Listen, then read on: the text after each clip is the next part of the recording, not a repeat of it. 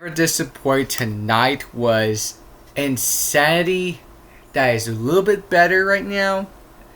But tonight, one Cinderella died, but the other Cinderella is not dead. And that right there, my ladies and gentlemen. Oh, sorry. We live. Biatch. We live, biatch. We bleepin' live. The Texas Longhorns came this one in the gaps.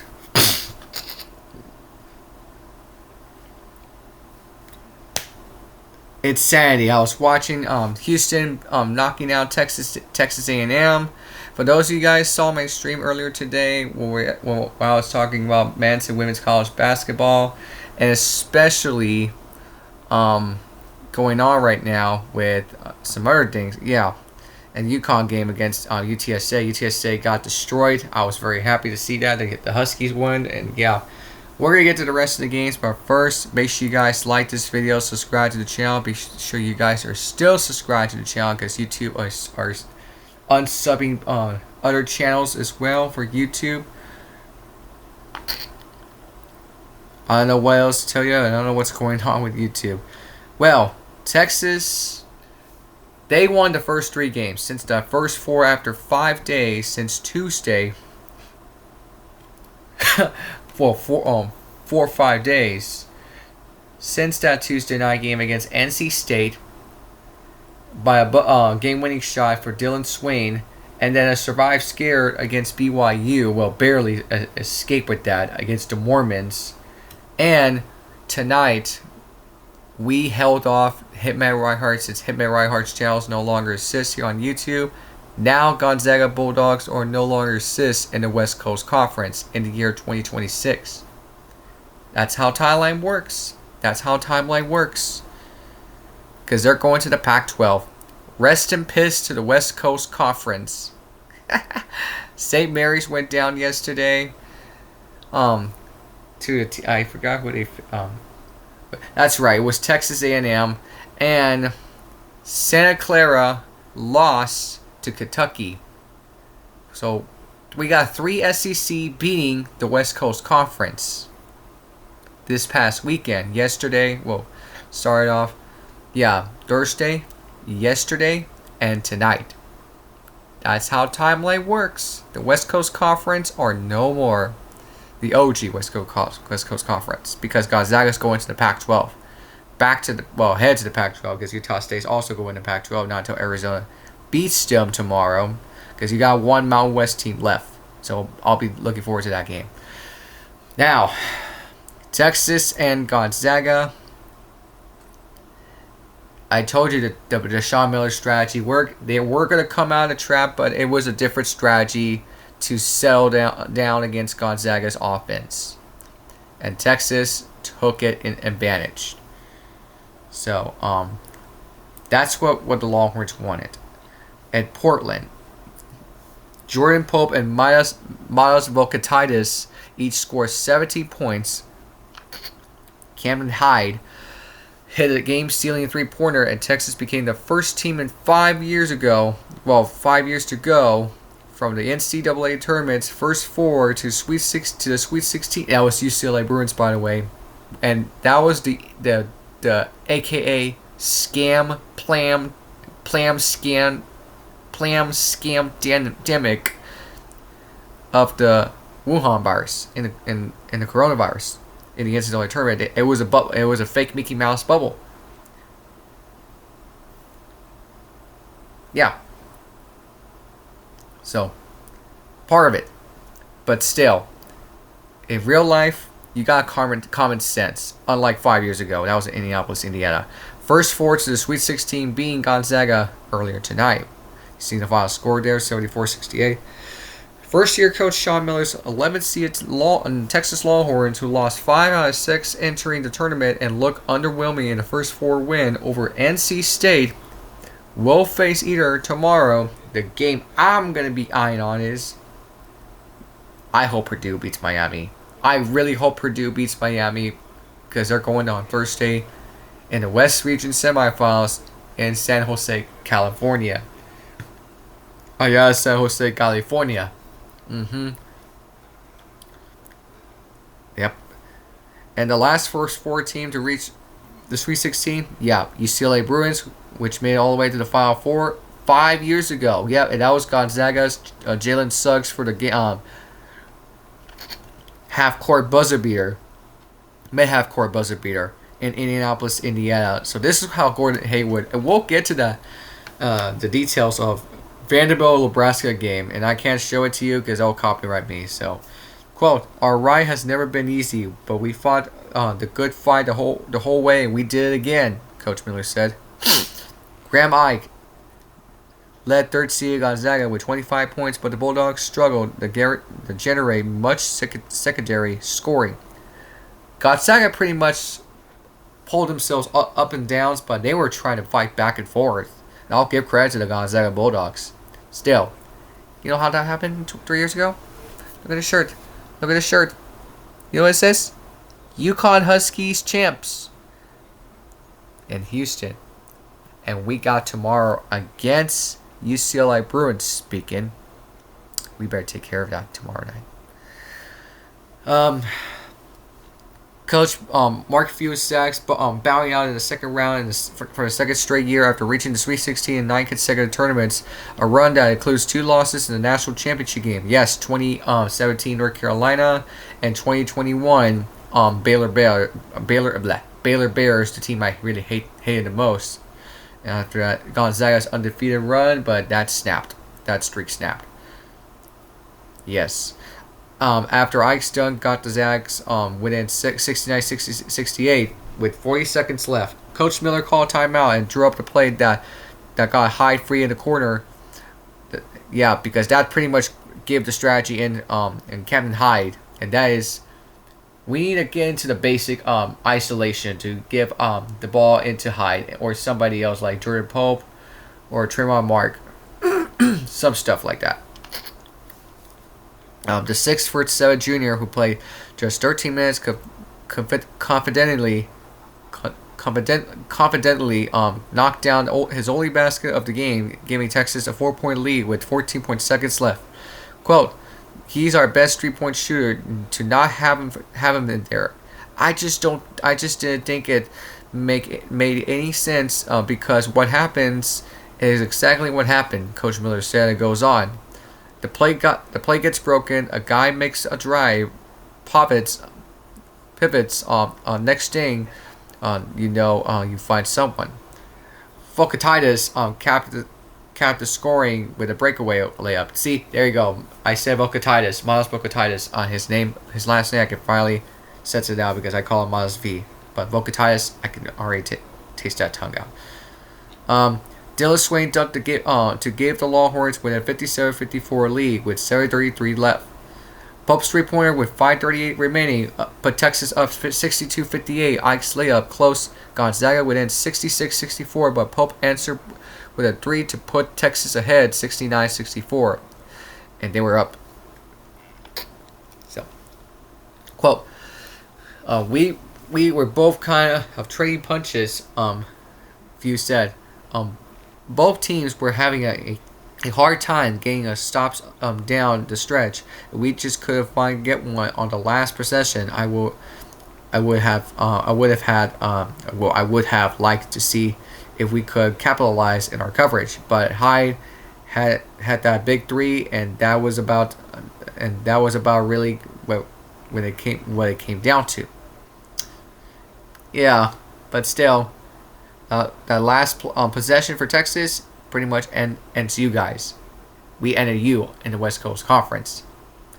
Send you guys back to Cancun, Pacific Northwest. In its 15th Sweet 16 appearance for the first time since, we already know, 2022-23. And the 9th for Sean Miller, who got 5 regional semifinals with Arizona, and 3 with Xavier. Yes, Xavier upsets Arizona in 2017. And they lost the Elite 8th, by the way, to a certain team. I think it was Gonzaga, or it could be Oregon, something like that. But the Bulldogs were making their 27th appearance. We'll look at the brackets just more in the tournament. And they played in front of a friendly crowd that chanted, "Let's go Zags," after David Folks on jumper made it 28-20 in the first half. How did I win out today? Yeah.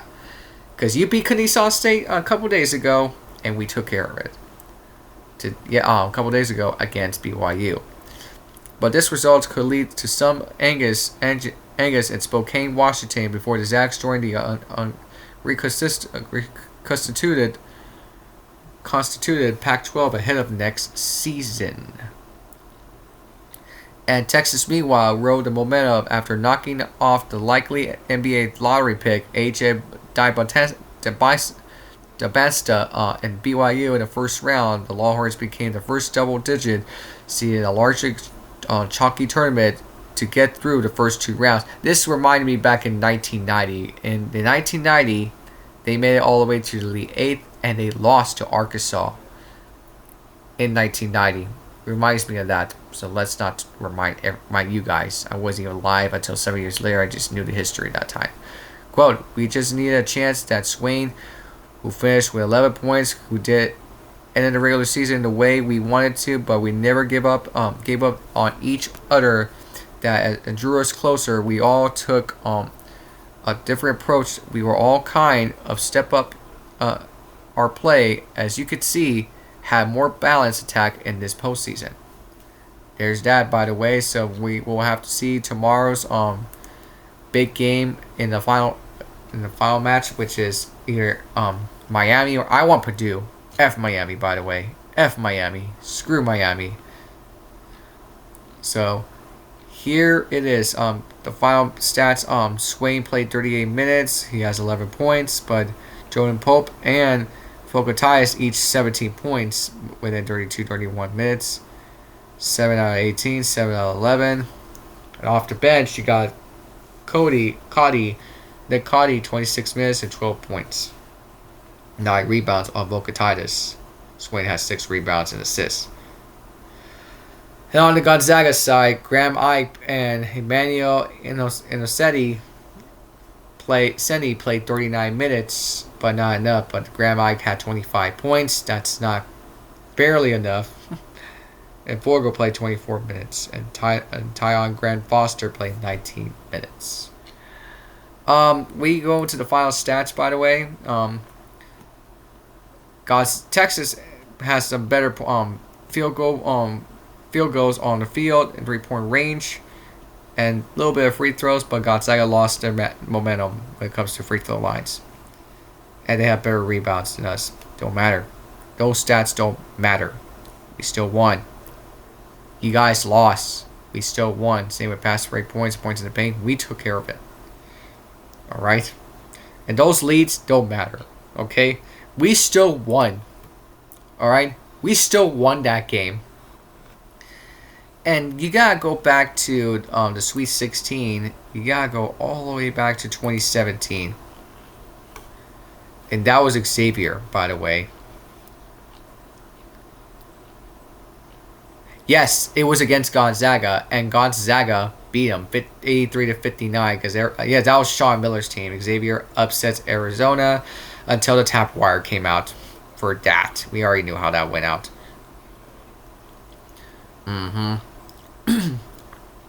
Where did Texas play back in the days? In the NCAA, I know Texas were in. No, they weren't. They weren't in the tournament. Okay, I'm just giving that point out because they missed one in 2017 until 2018. They lost to. Just want to point that out. To Nevada. Yes, I had Nevada beating. I remember picking Nevada beating Texas because we just effed up real badly. That was when Loyola Chicago went on a Cinderella run. We all remember that, right?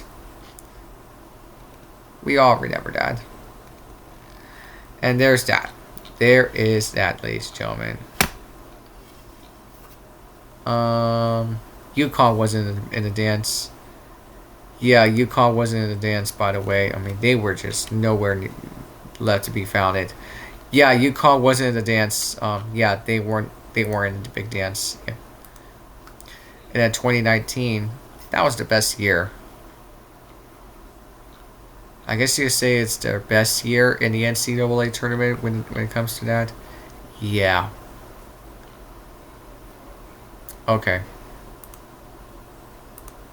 Going back to this one. I mean, let's go back to this year's bracket. So Texas faced tomorrow's game, and the winner of Arizona and Miami and Purdue. That's Arizona facing the winner of Arkansas facing the winner of Arizona Utah State. Blah. There's that. Duke's. So yeah, earlier today. Let's look at the score recaps for earlier today's college basketball. So let's start off with the beginning of the game. Michigan took an ass spanking on St. Louis, beat the shit out of him, and kicked the shit out of him by Duke over TCU, which I hate both these teams, but F it. Bleep it. But the Cougars took care of business against the bye-bye Aggies. Go screw yourself, Texas A&M.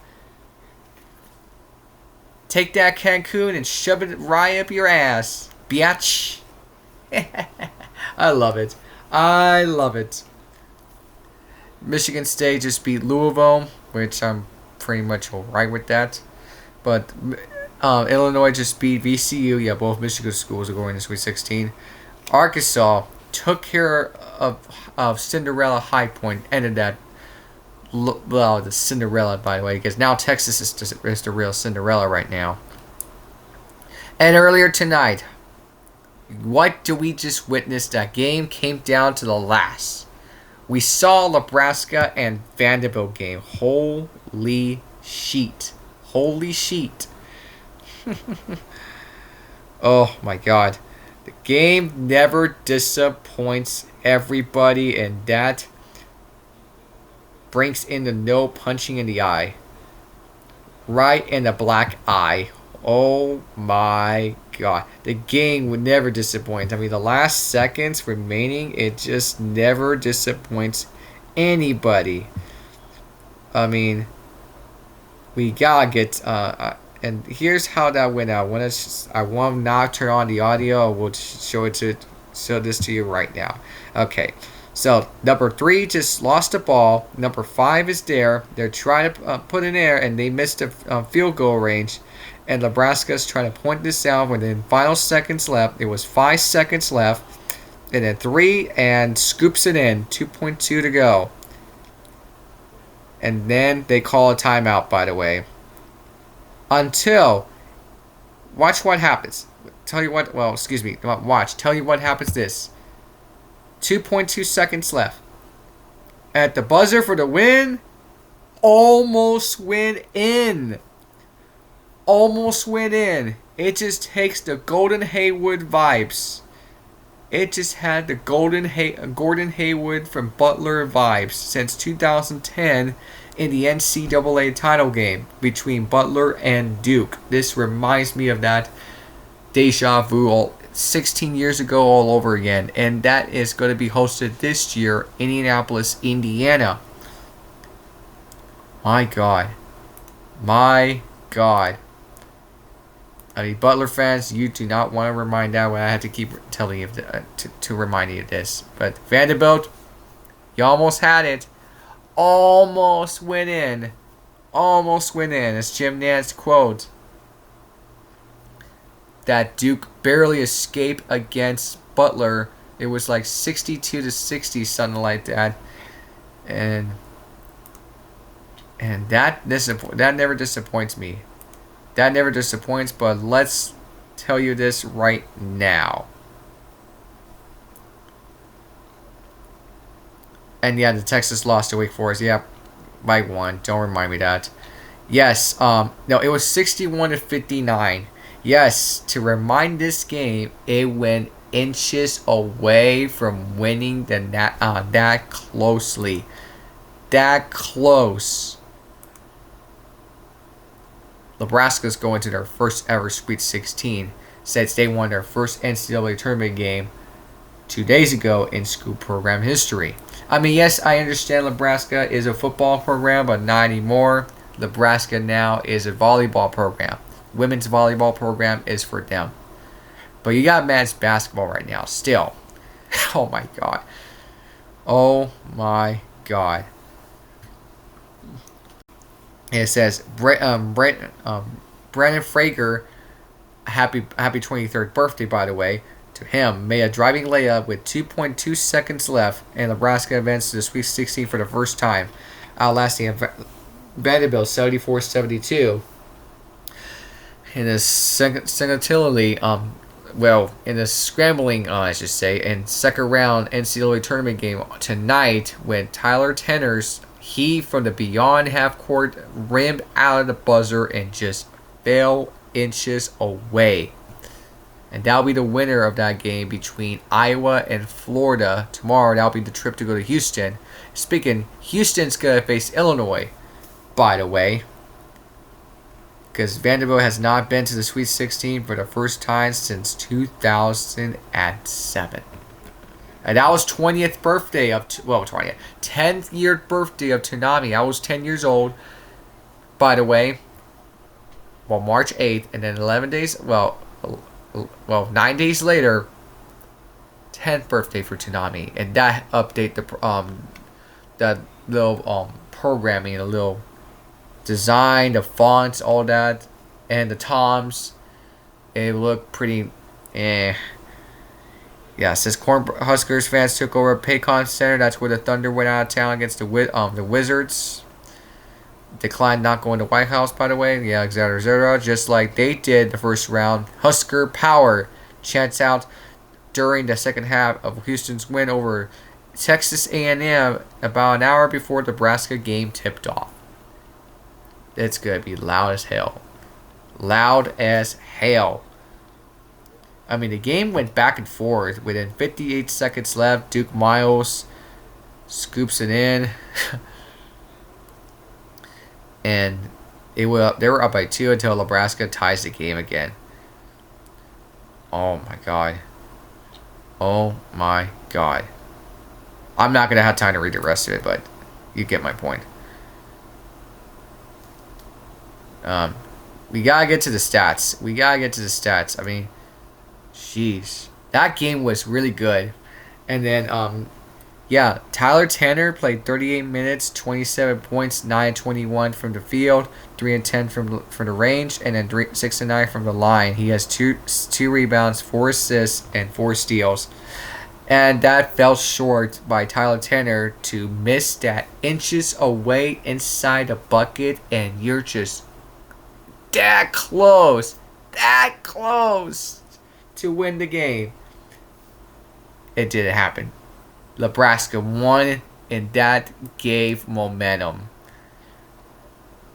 But off the bench, Brendan Frager, 15 points in 28 minutes, 6-11 from the field, 1-3 from the range, 2-3 from the line, 5 rebounds, 2 assists, and 1 steal. You got Bryce Sanford.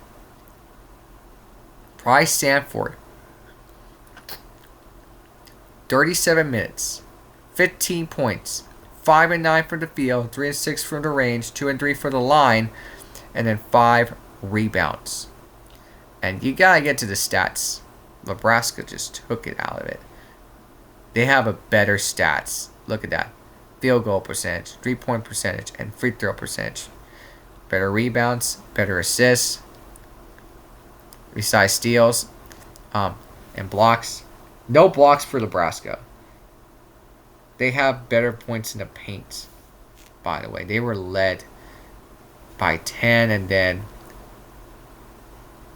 percentage league, you got chances. But you gotta go back to the recap.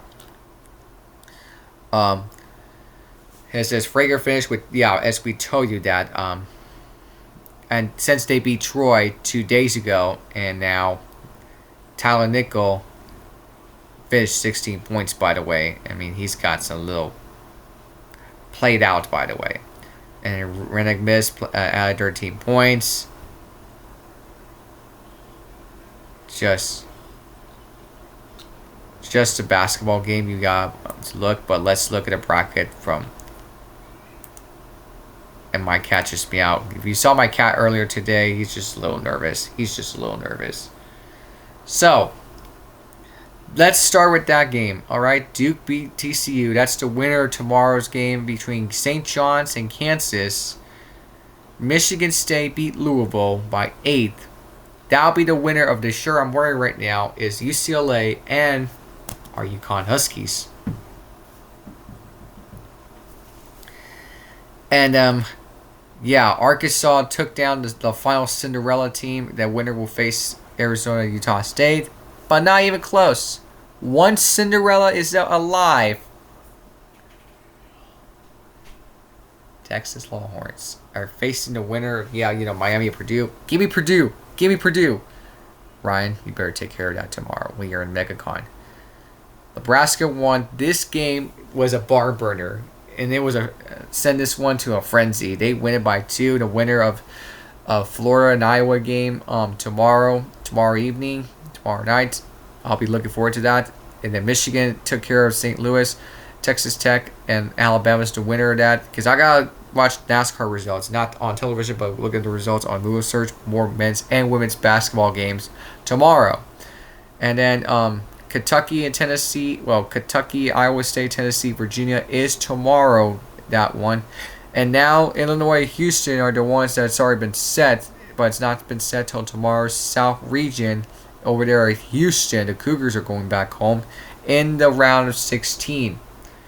So, therefore, it's been a great NCAA tournament to kick off with on the men's side. And then the women's side, yes, the Huskies took care of UTSA. If you missed my stream, yeah, go check it out. So here's what happened on Texas before we go. They slam it down. And then Gonzaga, number 15, flinch, psych, 3-point. And then there goes another one, 3-point shot, good. Number 5 gets another one.